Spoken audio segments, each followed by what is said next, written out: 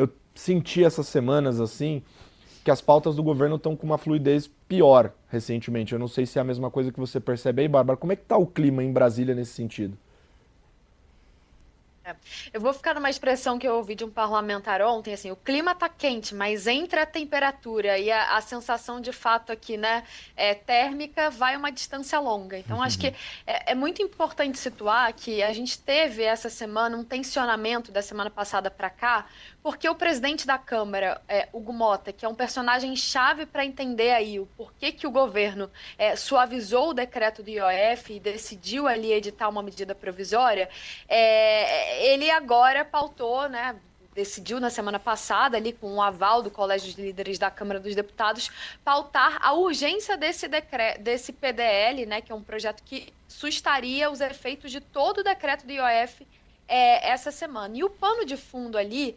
são dois, politicamente, e que são hostis ao governo. O primeiro é que a gente tem que considerar ali, o Hugo Mota é um presidente que foi eleito com uma maioria muito robusta, quase unânime ali, né, uma candidatura que unifica o Centrão, um grupo majoritário hoje no Congresso, na Câmara, sobretudo, mas que está buscando ali uma pauta para chamar de sua, né? Está pegando um plenário, que ele está muito mais à direita do que o Palácio do Planalto, e claro que isso impõe já qualquer dificuldade. E um outro pano de fundo, que em Brasília virou um lugar comum, mas que cada sutileza ali sobre esse tema importa muito, são as emendas parlamentares. Como o Paulo falou, a gente teve um atraso na aprovação da lei orçamentária desse ano, isso burocraticamente ali, o argumento do governo é que fica mais lento para conseguir operacionalizar os pagamentos no curto prazo. Teve, no ano passado, uma sequência de decisões pedindo mais transparência lá do Supremo Tribunal Federal, o relator, ministro Flávio Dino, impondo ali também alguma lentidão a essa liberação de pagamentos. E a gente teve na semana passada esse mesmo ministro relator Flávio Dino avançando também numa outra camada ali desse assunto de emendas parlamentares, que é um suposto uso de verbas ali discricionárias de ministérios, que na prática quem indica são os parlamentares, e aqui em Brasília é quase como só a elite do Congresso é que tem acesso a esse dinheiro. E é essa elite justamente ali, os principais nomes do Congresso, que consegue organizar as votações para o governo na casa. Então, o presidente Hugo Mota se viu, por um lado ali, ele que vocalizou a coisa do pedido de uma agenda estruturante,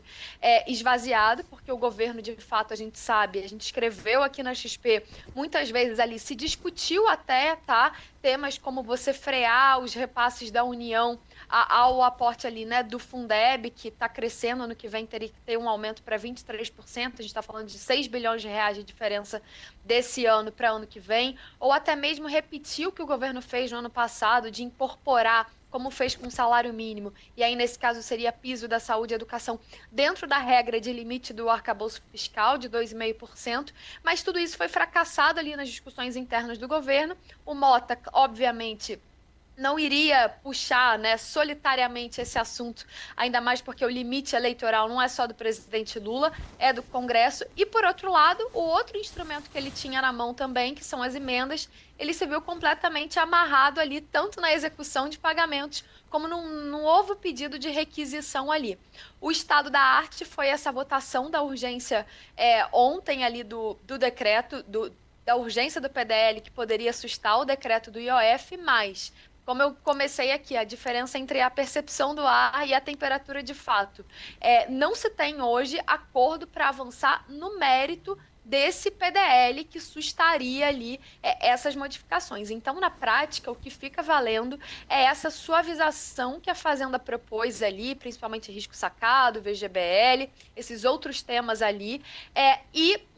em par e passo ali a medida provisória que, como o Paulo falou, ela deve caminhar ali mais num segundo semestre. Teve um passo importante também, o Hugo Mota, um pouco irritado com o governo, ele lavou as mãos, então designou um relator do PT para cuidar desse assunto, o deputado Carlos Zaratini. A visão de muitos líderes do Centrão da Câmara é de que vai dificultar um pouco esse trabalho de negociação ali.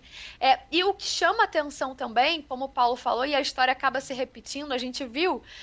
essa história começa toda porque o governo politicamente queria voltar, principalmente a Fazenda, à cena ali depois de um fim de ano em que tumultuou a reforma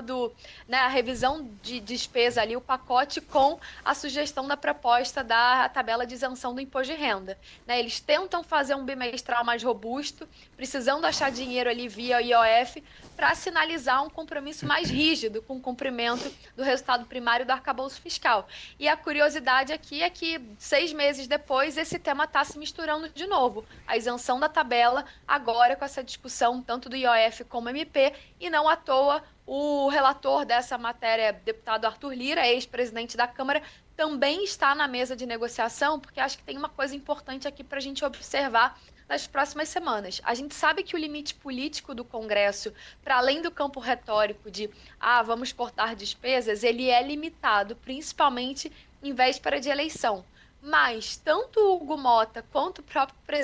ex-presidente da Câmara, Arthur Lira, relator do IR, vem indicando que esperam aí que esse período de festas de São João, Fórum Jurídico de Lisboa, recesso parlamentar, então assim, que esse tempo quase ali de recesso, tanto branco quanto oficial, dê espaço para o governo sugerir alterações por esse campo da despesa. O Lira tem dado sinalizações ali de inclusão de temas do campo fiscal no seu relatório, e o Hugo Mota tem falado sobre isso. Acho que até vale aqui a ressalva, a MP, a medida provisória, foi editada já com algumas medidas nesse campo da despesa, vou citar algumas aqui, de incorporação dos pagamentos do pé de meia dentro do piso constitucional da educação, a limitação ali ao que está no orçamento para pagar, por exemplo, seguro-defeso, tem também ali aquele regime previdenciário de estados e municípios. Então, assim, a gente vai precisar acompanhar também o desfecho, tanto desse equilíbrio aí de um governo que se vê limitado pela própria agenda eleitoral e esse período de popularidade do presidente Lula, que não é confortável, em também tomar medidas ali que possam ferir a sua base eleitoral, mas ali com uma corda bastante esticada do ponto de vista do Congresso, de tentar ali avançar em algum tema. A questão da revisão de benefícios tributários foi um tema que a gente está gastando pouco tempo para falar aqui, não à toa, porque murchou. A gente ouvia ali, né, semanas antes desse anúncio, que poderia vir um corte linear em benefícios que não estão ali incluídos na Constituição, e o que se tem na prática foi até assim, não teve sequer envio de nenhuma proposta, nem discussão ali entre os líderes sobre esse tema, mas é um outro tema também que no jogo retórico ali do Congresso ainda tem uma discussão, e também acho que é um ponto importante da gente observar ao longo das próximas semanas, mas claro, muito difícil que algo ali robusto avance, até porque para além dessa dificuldade do Congresso implementar corte de despesa sem que o Palácio do Planalto esteja sendo protagonista, tem um outro ponto aqui. Essas medidas discutidas na MP que traz ali, né, um equilíbrio para produtos financeiros, BETs, próprios JCP e CSLL, assim como o decreto do IOF, até mesmo o anterior, são medidas que estão sendo discutidas na Fazenda já há algum tempo. Elas não são de 2025, né? A equipe do passado já estava lá discutindo, e a gente sabe que, enfim, é uma agenda ali que a equipe econômica também aposta, então vai ser difícil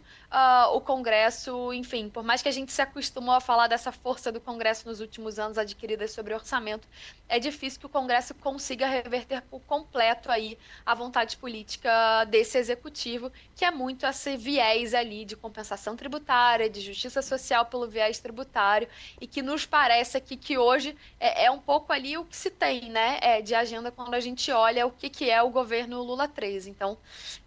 a temperatura está quente, mas assim, pode esquentar muito mais a depender aí dos próximos passos que o governo vai dar nessas negociações aí da MP.